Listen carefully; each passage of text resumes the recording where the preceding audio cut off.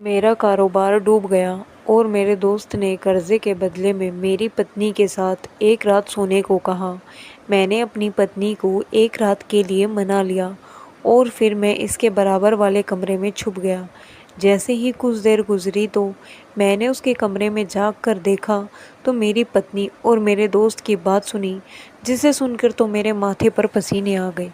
क्योंकि जानते हो कि औरत गंद मर्द के लिए सबसे मुश्किल काम क्या होता है।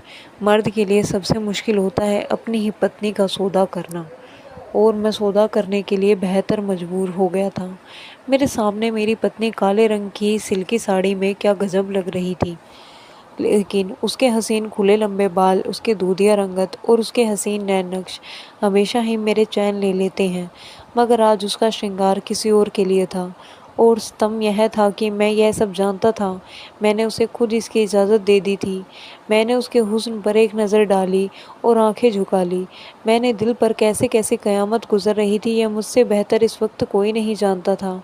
बाहर मेरे दोस्त की गाड़ी खड़ी थी और ड्राइवर मेरी पत्नी के आने का इंतज़ार कर रहा था कि वो उसे होटल के कमरे तक पहुंचा दे। आज की रातें शायद मुझ पर किसी क़यामत की तरह टूटने वाली थी, लेकिन सुबह का सूरज मुझे सारे कर्ज से आज़ादी दिला सकता था। लेकिन यह आज की रात तो कठिन नहीं कट रही थी। जैसे जैसे रात बढ़ रही थी, मेरी बेचैनी का आलम भी बढ़ता ही जा रहा था। आज की रात मैं सो भी नहीं पाऊंगा। मेरी आंखों के सामने बस अपनी पत्नी का चेहरा आता था। असीब शराब मुझे अपने दोस्त की शरारत भरी ससी सुनाई दे रही थी। मेरे कानों में अपनी पत्नी की आवाज़ें सुनाई दे रही थी। उस कमरे में उसकी बेबसी से बहते आंसू दिखाई दे रहे थे। मेरा दिल इस कदर बेचैन हुआ कि मैं उठकर खड़ा हो गया।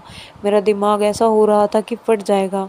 मेरे लिए बहुत ही मुश्किल था कि मैं अपनी पत्नी को किसी और के साथ बर्दाश्त करता। इसीलिए मैं घर से बाहर निकल गया और जब मेरे रुख सीधा होटल की तरफ था जहाँ पर मेरी पत्नी गई थी। जैसे जैसे मैं होटल के करीब जा रहा था, मेरे दिल की हालत और भी ख़राब होती चली जा रही थी। मेरी आंखों में जैसे कोई खून उतर रहा था। मेरा जी चाह रहा था कि अपने दोस्त का कत्ल कर डालूं। कर्जदार तो मैं पहले ही था, कातिल भी बन जाता, लेकिन अपनी गैरत का सौदा नहीं कर सकता था। मैं होटल पर पहुंचा। शाम स्टेशन पर दोस्त का नाम बताया और यह पूछा कि वह किस रूम नंबर में है। उन्होंने तो बताया कि आज की रात के लिए स्पेशल रूम बुक करवाया है और होटल वालों को बोला यह कहा है कि उन्हें डिस्टर्ब ना किया जाए। मेरे दोस्त का ड्राइवर कुछ एडवांस पैसे मुझे देकर गया था। मैंने कहा कि मुझे इस रूम के बराबर वाला कमरा चाहिए। मेरी बेचैनी उस वक्त इतनी ऊंचाई पर थी, शायद कोई समझ नहीं सकता। मैं अपने दर्द को बयां नहीं कर सकता हूँ। कमरे की चाबी मेरे सामने थी और मैं इस कमरे के बराबर वाले कमरे में चला गया था। दोनों कमरों की गैलरी अलग अलग थी, बस बीच में एक दीवार थी। इससे कूदना मेरे लिए कोई बड़ी बात नहीं था। मैंने बड़ी धीरे से दीवार को कूदकर अपने दोस्त को इस स्पेशल रूम के कमरे की गैलरी में पहुंच गया। मेरी जेब से उस वक्त तेज़ धार चाकू था और मैं इरादा कर चुका था कि मैं उसे छोड़ूंगा नहीं, फिर बेशक मेरा जो मर्ज अंजाम हो जाए। लेकिन जैसे ही मैंने ज़रा सा गैलरी का दरवाज़ा खोलकर पर्दा हटाकर कमरे के अंदर का मंजर देखा तो मेरे होश उड़ गए। मेरे हाथ से चाकू ज़मीन पर गिर गया था। मेरा हाथ पूरी तरह से कांपने लगा था। मेरे वजूद पर जैसे क़यामत आने गिरी थी, क्योंकि मेरी पत्नी और मेरा दोस्त, अपने दोस्त की बात सुनकर हम एक पास के रेस्टोरेंट में बैठे थे। मेरे सामने रखे गोल मेज़ पर अलग अलग प्रकार के बर्गर मौजूद थे। मेरा दोस्त मुझे देख रहा था और कहने लगा, अच्छी तरह सोच लो, कोई ज़बरदस्ती नहीं है। वक्त लेना चाहते हो तो ले सकते हो, लेकिन सिर्फ आज की रात। इससे ज़्यादा मैं तुम्हें वक्त नहीं दे सकता। शायद उसके लिए यह सब कहना आसान था, लेकिन मेरे लिए सुनना आसान नहीं था। लेकिन उस वक्त मैं कर्ज में डूबा हुआ था। इतना कर्ज था कि अपनी पत्नी के बारे में ऐसी बात सुन रहा था जो कि मर्द की इज़्ज़त पर गहरी चोट होती है। मेरे दोस्त ने जब मुझे यूं चुप और खामोश देखा तो कहने लगा, खाना तो खाओ, इसके पैसे नहीं लूँगा। यह कहकर वह मुस्कुराया था। कहने लगा, तुम ज़्यादा ही इस चीज़ को सोच रहे हो। हालांकि जिस माहौल में मैं निवास करता हूँ, यह तो एक आम सी बात है। तुम यकीन नहीं होगा, लेकिन मेरे पार्टनर अपनी पत्नियों को खुद होटल के कमरे में भेजते हैं।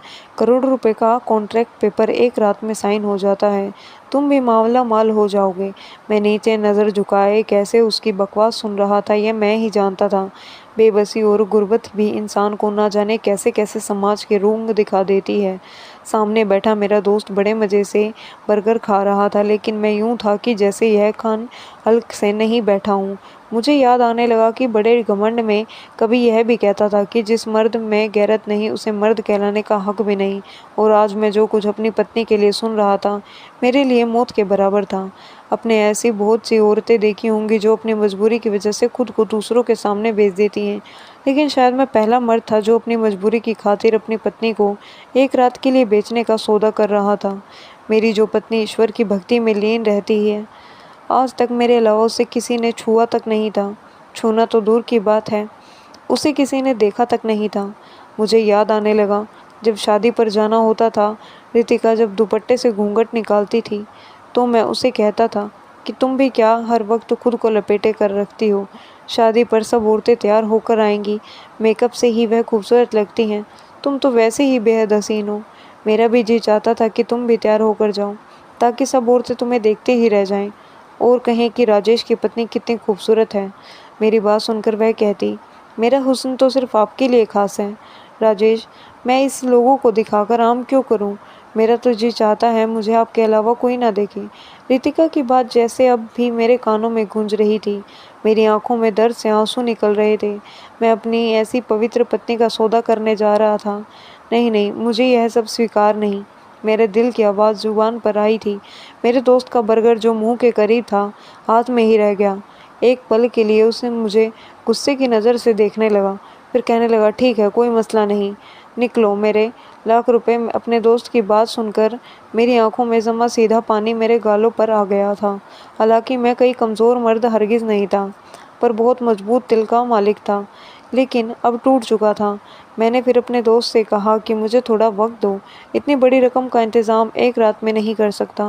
वह कहने लगा कि मैं तुम्हें और वक्त नहीं दे सकता, मेरे पास आज की रात है, या तो तुम मेरी बात मान लो या फिर पैसे का इंतज़ाम कर दो।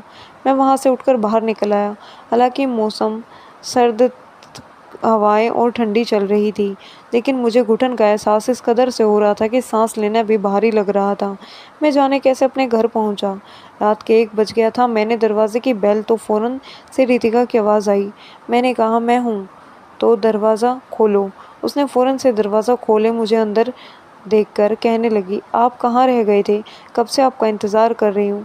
मैं क्या जवाब देता कि मैं कहाँ से आ रहा हूँ। मैंने कोई जवाब नहीं दिया और खामोशी से मरे मरे कदमों से अपने कमरे में जाने लगा तो रितिका मेरे पास आ गई।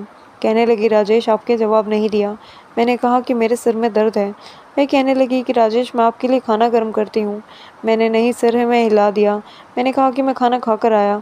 बेशक वहाँ खाने के लिए सब कुछ था, लेकिन मेरी भूख तो दोस्त की बात सुनकर ही मिट चुकी थी। रितिका मेरे पास आई और मेरा चेहरा देखने लगी। क्यों झूठ बोल रहे हो राजेश? मुझे पता है आपने कुछ नहीं खाया, और मैं भी आपका इंतज़ार ही कर रही थी। दोनों मिलकर खाना खाते हैं। रितिका की यही बात तो थी कि वह मेरी आंखों में झांककर मेरे दिल की हालातों को बता देती थी। शायद पति पत्नी का रिश्ता ही कुछ ऐसा होता है कि शब्दों की ज़रूरत नहीं पड़ती। पर वह खाना गर्म करके ले आई। खाना क्या है, बस खाने के नाम पर सिर्फ हरी मिर्च और प्याज की चटनी थी और सूखी रोटियां। मैंने एक नज़र खाने पर डाली और दूसरी अपनी वफादार पत्नी पर, जिसने हर रंगी में मेरा साथ बड़े सब्र से और खामोशी से गुजार रही थी। कभी मुझे यह शिकवा नहीं किया था कि तुमने मेरे लिए क्या किया है। मैं रितिका का चेहरा देख रहा था। उसका वह मासूम जो सिर्फ मुझ तक सीमित था, आज भी मेरे लिए गर्व के लायक था। जब रितिका ने मुझे खामोश बैठे देखा तो निवाला बनाकर मेरे मुंह के पास ले आई। कहने लगी, खाना खाओ और सारी फिक्र भूल जाओ जाइए। मैंने उसके हाथ से निवाला खाया। फिर मुझे पूछने लगी कि बताइए, क्या कहा आपके दोस्त ने? वह आपकी मदद करेगा? आपके दोस्त के पास जाने से पहले रिति से कह कर गया था कि मेरे दोस्त ने मुझे बुलाया है, तो वह कह रहा था कि मेरी मदद करेगा। तुम प्रार्थना करना कि मामला बन जाए। लेकिन जो शर्त मेरे दोस्त ने रखी थी वह मैं पूरी नहीं कर सकता था। मैंने नहीं में सिर हिला दिया। मैंने कहा, नहीं, मामला नहीं बना। यह सुनकर रितिका के चेहरे पर भी मुरझाट के लकीर गहरा गई हुई, लेकिन फिर भी मुझे तसल्ली दे रही थी कि आप फिक्र ना करें। मैंने कहा कि वकील ही मुझे पैसे मांग रहा है। मैंने उसका हाथ थामकर बेबसी से वो कहने लगी, उसे कुछ वक्त ले लें। मेरे पास जो कुछ था राजेश, वो मैं पहले ही बेच चुकी हूँ। अब तो मेरे पास बेचने के लिए भी कुछ नहीं बचा। उसकी बात ने मेरे दिल की धड़कनों को बढ़ाया था। मुझे अपने दोस्त की वह बात याद आने लगी जो कह रहा था कि जिसकी इतनी खूबसूरत पत्नी हो उसे और क्या चाहिए। तुम तो अपनी पत्नी से इतना कष्ट करवा सकते हो कि तुम्हारा कर्ज भी उतर जाएगा और मालामाल भी हो जाओगे। मुझे अपने दोस्त के मुंह से यह बात बुरी लगी थी। मैंने कहा कि तुम्हें होश तो है, तुम क्या कह रहे हो? वह कहने लगा कि हाँ, मैं बिल्कुल होश में हूँ। मैंने कहा, मेरी पत्नी को तुमने कहाँ देखा? वह इस बात पर हंसने लगा। कहने लगा, ताड़ने वाले तो कयामत की नज़र रखते हैं। तुम बस आम खाओ, पेड़ मत गिनो। मैंने तुम्हारी पत्नी को कहाँ देखा, कैसे देखा, इस बात को छोड़ो। बस तुम मुझे बताओ, अगर तुम्हें सौदा मंजूर है तो आगे पार्टी से बात कर लेता हूँ। जैसे तुम्हारी पत्नी का हुस्न मेरे काम में तुम्हें भी मालामाल कर देगा। मैं चला जाऊंगा। और जिस कदर बेशर्मी और कमीना इंसान था, अगर मैं कर्जदार नहीं होता तो यकीनन उस वक्त उसका गिरेबान पकड़कर उसे मार मार कर लहूलुहान कर चुका होता। कम वक्त कर्जदार भी लोगों की नज़र में 2 टके की औकात नहीं रखते हैं, इसलिए जिसका जो दिल चाहता है वह कह देता है। ज़रा सा टेढ़ा जवाब दो तो कहता है, लो पैसे निकालो। हमारी रात को यही सोचते न जाने कब मेरी आंख लग गई, लेकिन सुबह में गेट पर किसी ने बुरी तरह हमारा दरवाज़ा दरदराया था। मैं और रितिका एकदम उठे और बैठे। मैं फ़ौरन से कमरे की ओर से बाहर निकला। मैंने गेट का दरवाज़ा खोला तो सामने मेरा दोस्त पुलिस की गाड़ी के साथ खड़ा था। पुलिस ऑफिसर और हवलदार भी थे, मुझे गिरफ्तार करने आए थे। मेरा दोस्त ऑफिसर से कहने लगा कि इस आदमी ने मेरा पैसा नहीं दिया है, लेकिन इसका दिवाला निकल गया है। इसके पास एक पट्टी कौड़ी तक नहीं है। इसको क्या महलोत दूँ, इसलिए इसे गिरफ्तार करके जेल में बंद कर दो। इससे पहले कि ऑफिसर मुझे हथकड़ी पहनाता, रितिका शायद गेट की ओर से मुझे देख रही थी। कहने लगी, भगवान के लिए मेरे पति को मत पकड़ कर ले जाइए। यह बेईमान नहीं है, बस हमें थोड़ी सी मोहलत दे दो, हम आपकी पाई पाई चुका देंगे। यह सुनकर मेरे दोस्त मुस्कुराने लगा। कहने लगा, मैंने तो इसको बहुत आसानी सी दी थी, लेकिन आपके पति को वह मंजूर नहीं है। फिर कहने लगा कि यह तो पैसों से चुकाने का बिल्कुल भी काबिल नहीं रहा। इसके पास कुछ भी नहीं है कि मैं इसे वैसे कैसे वक्त दूं। आप अपनी बात करें, क्या आप मेरा कर्ज उतारेंगे? रितिका कहने लगी कि मैं लोगों के कपड़े सिलाई करती हूँ, मैं हर महीने आपको जितने भी रकम हो सकेगी दूंगी।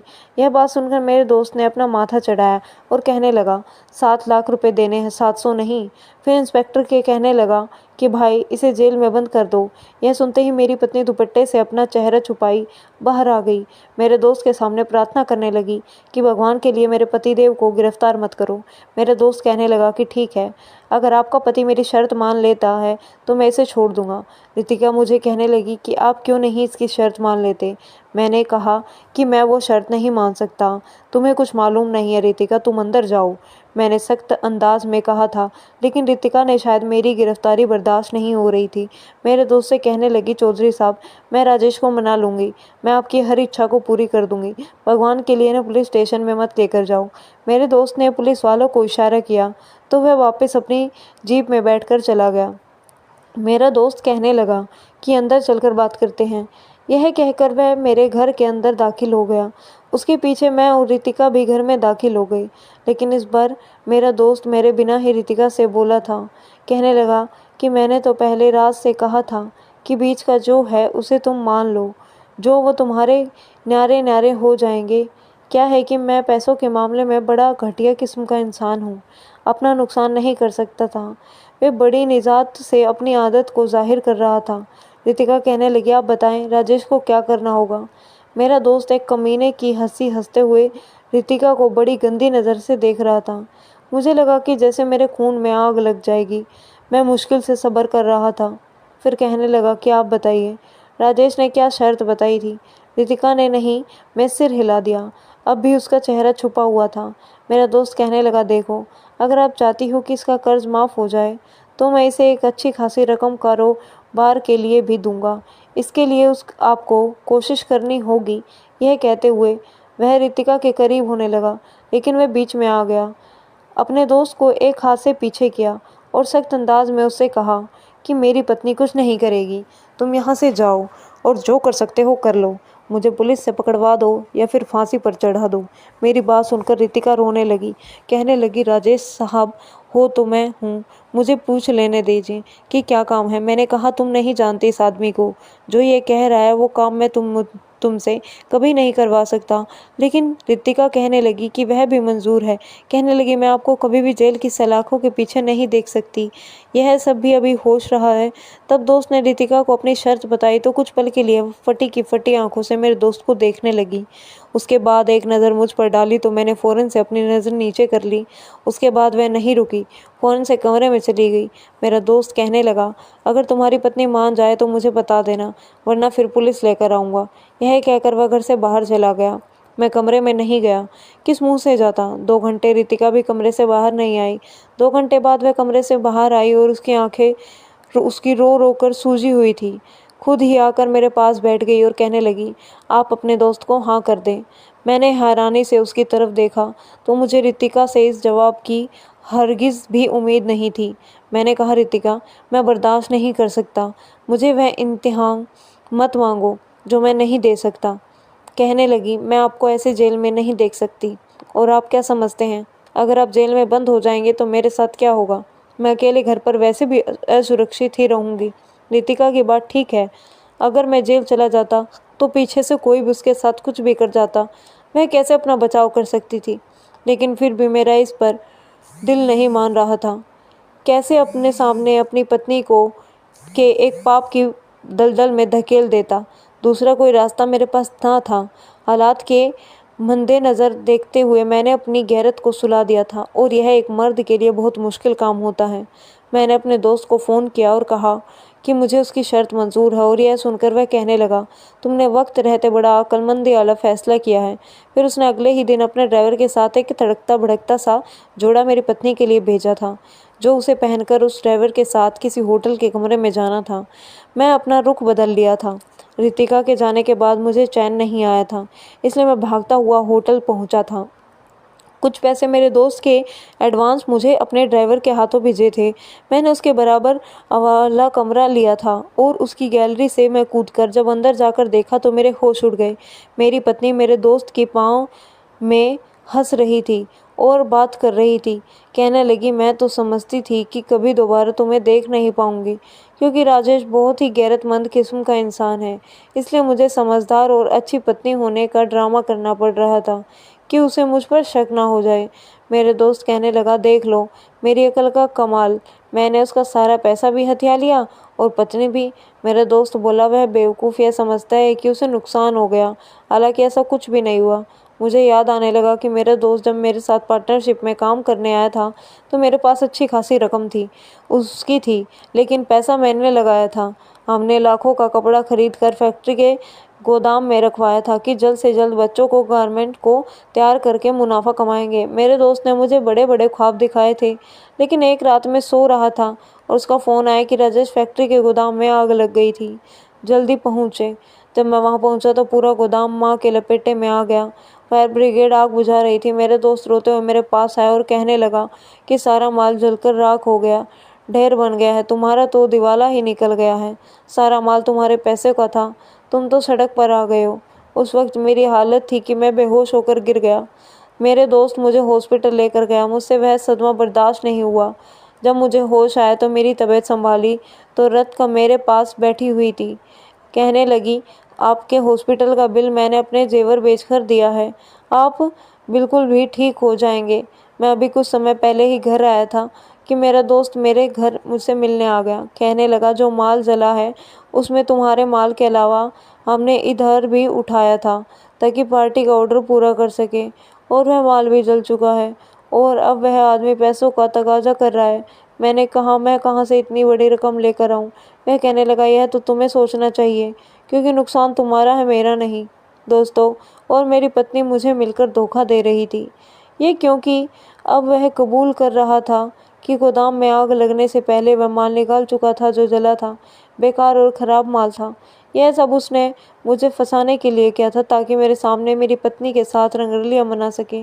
उस वक्त मेरे पास मोबाइल मौजूद था, मैंने उनकी वीडियो बना ली थी और फिर वहाँ से सीधा पुलिस स्टेशन जाकर गया और उन दोनों को पुलिस पकड़ कर ले गई। कैसी लगी आपको मेरी स्टोरी?